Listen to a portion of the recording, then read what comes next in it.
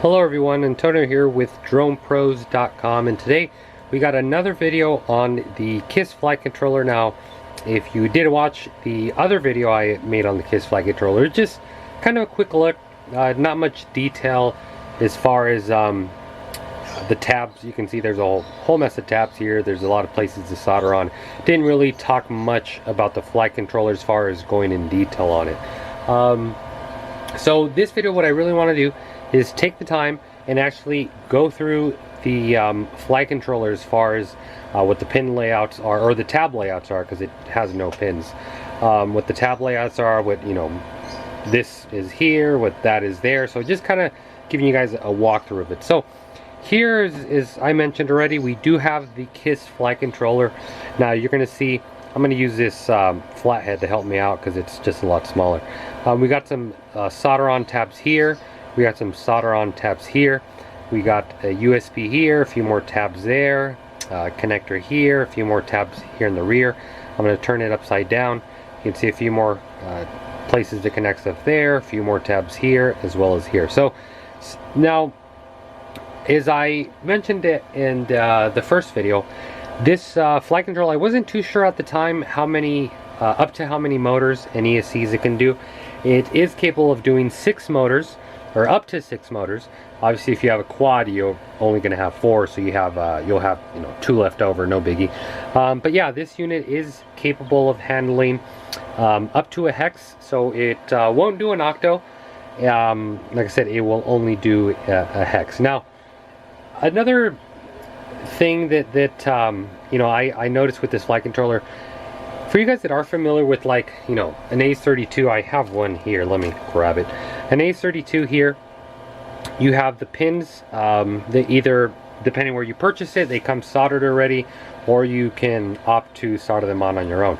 Now, the KISS flight controller absolutely has no place really to put pins. I mean, if you really wanted to put a male pin on here, you would be able to. But it doesn't have like the ACE-32 here where it has the holes. Let me focus. It has the holes, you push the pin through and then solder it on the other end. It does not have that at all. So this flight controller is pretty much all soldering. It has a lot of soldering in it. The whole thing really has to be soldered. So you kind of gotta be somewhat good with your soldering skills. You don't gotta be a pro, but you gotta be kind of good, so at least you don't bridge 2 of them or short something out or whatever. So you gotta feel comfortable with that. Now, I do plan on doing another video showing you guys how I solder these up. Be sure to leave it down in the comment box below if you guys want to see a full pretty much setting this up in a quad. So what I would do, I would take a X-Hover frame that I have, I'd pretty much swap it out, throw this in there, and show you guys how to hook it up and how to get it going. And if you guys really wanted to, I could even walk you guys through the GUI interface, which is actually really simple. When I made the first video, I hadn't used the GUI at all interface, and now after using it, guys, it's really easy. If you're comfortable with an ACE-32, believe it or not, this GUI is a lot easier than an ACE-32. Not saying the ACE-32 is hard, I'm just saying there's less menus, less things to worry about. It's just very nice. So for this video today, guys, all we're going to be doing is just kind of going to be walking you guys through the tabs and what they are here. So we're going to point the USB towards your, one thing that, since we are on the USB, I personally haven't had an issue with this, but I have read around and I have heard from guys that this micro USB is very fragile, guys. So you want to be very gentle with it. Now, for you guys that want to go the extra mile and you want to make sure it doesn't break, what I'd recommend is either 5 or 30-minute epoxy, getting it like on a little Q-tip and just dabbing, a little bit here and a little bit on this side. You can do a little bit on the rear as well. Try not to get any to go inside the connector. There's a few openings on the left and right side. But as long as you're careful with that, you won't have any issue. But like I said, that's for the guys that want to be extra careful. I personally have been using it. I've been adjusting PIDs, hooking it up, disconnecting without any issues, and I have not broken it. That's my personal experience. Everybody's is different. But if you do want to go the extra mile and secure it, I recommend 30 or 5-minute epoxy, and you'll be good to go. But so yeah, with the USB here towards the rear, what we have, let me make sure all this is in focus. Okay, what we have here is your ESCs are connected on the left side of the flight controller. So all these are for your ESCs. The way it's organized is motors 1, 3, and 5 are on the top, and if you do a 180 flip on it, motors 2, 4, and 6 are also here. So pretty much the left side of the flight controller, when the USB is facing up, the left side of it is where your ESCs plug in, and your right side is where your receiver would plug in. So obviously, if you have, depending on what receivers out there, most guys out there are running what we call a PPM, not a PWM. The way a PPM operates is pretty much one cable transmitting the signal, and it's able to get all the controls from there instead of running one wire per channel. For instance, you need one wire for throttle, one wire for aileron, elevator, rudder, you know, aux1, aux2, and so on and so forth. So I am using the Taranis, the new S-Bus capable Taranis receiver. So all I had to do is hook it up onto the PPM layout as described in the GUI. A really nice thing also I want to mention, when you open up the GUI, the very first menu you see is a full detailed pin layout on both the top and bottom. So for instance, if you guys were to hook up, let's say, a quad, what you would do, I'm gonna bring this up here to the camera, hopefully it can focus on it. All right, so we got the camera here to focus on it, but if you were to hook this up on a quad, the way it's laid out, the first 3 pins here are as described. So this one would be signal, that one would, you don't need a solder, and this one would be ground. So the only ones you need to worry about are the 2 outer ones, being this one and this one. So this, you know, if you were supplying power to this flight controller through your ESC, you would plug obviously the red wire there. Since this ESC is high voltage, it'll accept straight up to 6 cells. You don't need to worry about that, and I'll get a little bit more into detail that here later in the video. But so yeah, it'd be motor 1 here, so it'd be signal, red, ground, followed by motor 3 here being signal, red or positive, and then ground. Red or positive, it's the same thing for you guys that get the drift. And this here would be motor 5, which we don't need to worry about. Flipping it over, you'll be able to see, let me be able to focus this. Alright, so motor 2 would start here, so it'd be signal, red, ground. Motor 4 would be signal, red, ground. And then obviously you'd solder that accordingly.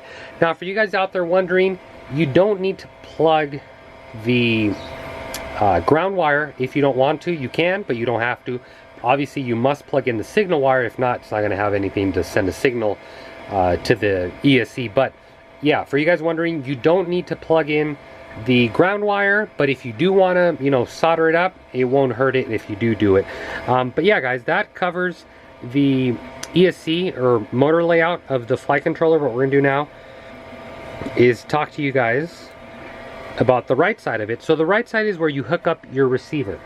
So the way that's wired up, it's throttle would be these first 3. So it's signal, red, ground, followed by pitch, signal, red, ground, followed by aux1, signal, red, ground. Then you flip it over, and then you have roll right here. So roll would be signal, red, ground. We have yaw, signal, red, ground, and then we have aux2, signal, red, and ground there. And yeah guys, that's pretty much the whole tabs you got to worry about. There's also a 5-volt output here. It's 5-volt in ground, and a 3.3 here. So it's the 3.3 and then the ground right next to it. There's a few other tabs that really I'm not going to go into much detail on. Obviously this will accept a Spectrum, so you can plug it in. I believe it all, since I'm not running a Spectrum, I can't guarantee it, but I believe it also powers a Spectrum through there as well. If it doesn't, no biggie, you got a 3.3 power source here that you don't need to worry about. Another thing I really liked about this KISS flight controller is there's an actual voltage in input. So since this does accept high current, in other words, you can run, you know, if you're running a 4-cell battery, you can, from your power distribution board, you can run up the main power right to here. You don't need to regulate it, it's just straight voltage right to here. So you have the positive and the negative here on the left. You can also opt to solder that on the bottom, you know, if you want it to look a little bit cleaner. But yeah guys, that's pretty much it. Oh, another thing, the two orientations you can mount this flight controller, I don't know if you can, the USB's here on the right, there's a little arrow here pointing forward, which is that way. So this flight controller can either be mounted like this or 180 degrees facing backward. That's it. At least from what I'm aware, you cannot mount it like this or like this on the flight controller. The USB must be coming out to the right or left of the unit. And yeah, that's pretty much the two mounting orientations you can mount this KISS flight controller. But yeah guys, that's pretty much it for today's video. I just wanted to give you guys a little rundown on the layout, a little bit more in detail look at this KISS flight controller. Like I mentioned, if you guys do want to see me solder one of these up and showing you how I do that and how I hook it up, as well as how to program it in GUI, I'd be more than happy to. Just be sure to let me know in the comment box below if that's something you guys would want to see. But I have flown this flight controller already. I have exactly 16 flights left. I was counting my batteries. I have 16 flights on it, and guys, this thing is an absolute dream. I mean, I've flown everything out there. I've flown the Dodo Birds, F3 Racing, flight controllers, the Naze 32s, LuxFlow. I've run Betaflight. I mean, everything, guys. I've tried absolutely every flight controller out there. And I can honestly tell you, I've never, ever put my hands on a flight controller that feels as dialed in as this. It's something that's very hard to explain. But it's something that if you do opt to purchase one of these, your first flight, you'll be able to see exactly what I'm talking about. It's a very locked in feel. The way I like to describe it to people, if you could imagine a NASA V2 with GPS, for you guys that have flown a NASA V2, it's a very stable platform. Try to imagine that, but like in an FPV freestyle feel. It has that just locked in feel. Every time you do a roll or a maneuver, it doesn't overshoot. It's, you know, pretty much when you let go of the stick, it's there. You don't get a lot of overcompensation. Yeah, given there is a lot of ways to you know, you can increase your D gain in the flight controllers to get rid of that. But out of the box with the stock gains, this thing is really, really nice. I obviously have perfected the PID, so I got some pretty good PIDs specifically for the Element by X-Hover. But yeah guys, I won't mind doing another video if that's something you guys want to see. Just be sure to keep it, put it down in the comment box below. If you guys like this video, guys, be sure to give it a thumbs up. Yeah, you know, I really hope you guys were able to get something out of this video. Hope you guys enjoyed it. As always, guys, thanks for watching. Till next time.